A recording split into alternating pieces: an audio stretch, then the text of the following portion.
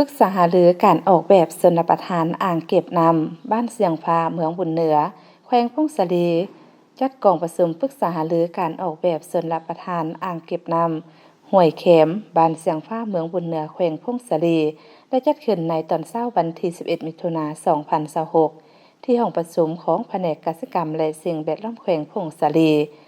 โดยการเข้าร่วมเป็นคณะประธานของทานท้องอาลีหัวหน้าแผนกกสิกรรมและสิ่งแวดล้อมแขวง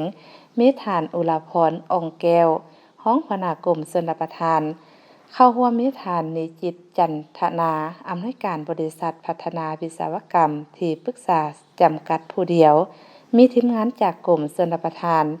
มีห้องประธานคณะกรรมการปกครองเมืองบุญเหนือแผนกการเงินแขวงห้องประการแขวงห้องประการเมือง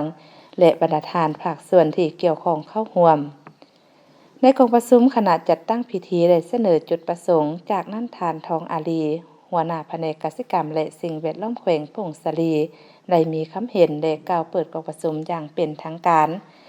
ในกองประชุมผู้เข้าร่วมได้รับฟังการผ่านแบบโครงการชลประทานอ่างเก็บน้ำห้วยแขมบ้านเสียงฟ้าเมืองบุญเหนือแขวงพงศลี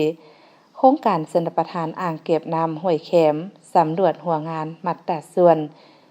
1,500จำนวน2แห่งเนื้อที่15เฮกตาร์สำรวจหัวงานอ่างเก็บน้ำ140เฮกตาร์สำรวจเนื้อที่นาเฟืองมัตตส่วน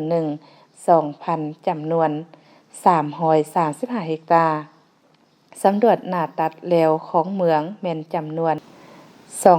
2,120กิโลเมตรสำรวจจุดหางดินข้ามน้ำจำนวน5จุดสำรวจแนวทางและขัวข้ามน้ำจำนวน1เส้นสร้างจุด GPS อยู่จุดหัวงานจำนวน3หัวสร้างจุดภาคถาวร BM จำนวน30หัวพร้อมเฮ็ดวงรอบปิดเนื้อที่รวมทั้งหมด 1,500 เฮกตาร์ในนั้นกวมเอาเนื้อที่นาเนื้อที่สวนเนื้อที่ป่า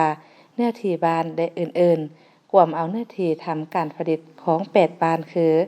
บ้านหมอสอสารบ้านเข็มกอบ้านเสียงฟ้าบ้านเฟียงไซบ้านห่มบ้านนาเปาะบ้านห้วยดงบ้านเดินกีฬา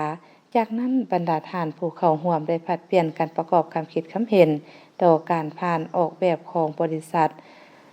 ลาวพัฒนาอย่างกงไปกงมาทั้งนี้ก็เพื่อเฮ็ดให้การจัดตั้งปฏิบัติดำเนินโครงการดังกล่าวถูกต้องตามระเบียบหลักการของโครงการ